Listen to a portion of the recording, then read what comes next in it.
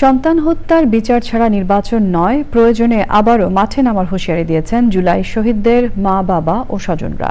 রাজধানীতে শহীদ পরিবারের সাথে ঢাকা মহানগর উত্তর জামায়াতে ইসলামের মতবিনিময় অনুষ্ঠানে তারা এই কথা বলেন।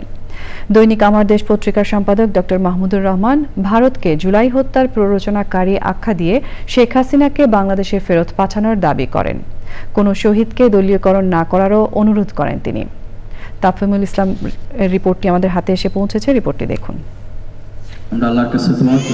কেউ সন্তান, কেউ স্বামী, কেউ হারিয়েছেন স্বজনদের, এমন কয়েক শতাধিক পরিবার নিয়ে ঢাকা মহানগর উত্তর জামায়াতে ইসলামীর মতবিনিময় সভা। এতে শহীদ পরিবারের মা বাবারা বলেন, সন্তান হত্যার বিচার ছাড়া নির্বাচন হবে না, প্রয়োজনে আবারও মাঠে নামবেন তারা।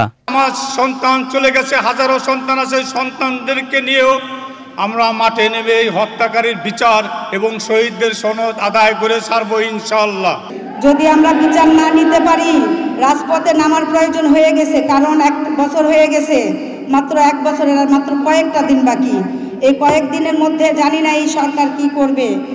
আগে জুলাই সনদ দিবেন, তারপর হলো নির্বাচন, তারপর কি হবে না হবে তারপর আপনারা যা বলছেন করেন। আগে শহীদদের স্বীকৃতি দিতে হবে। এতটুকু চাই যেন এই খুনের বিচার হয়। আমার বাচ্চারা তোর বাবারে ফিরে পাবে না। আমার স্বামীর মতো অনেকেই শহীদ হয়েছে। একটাই চাওয়া শুধু, আপনারা এটা বিচার করবেন।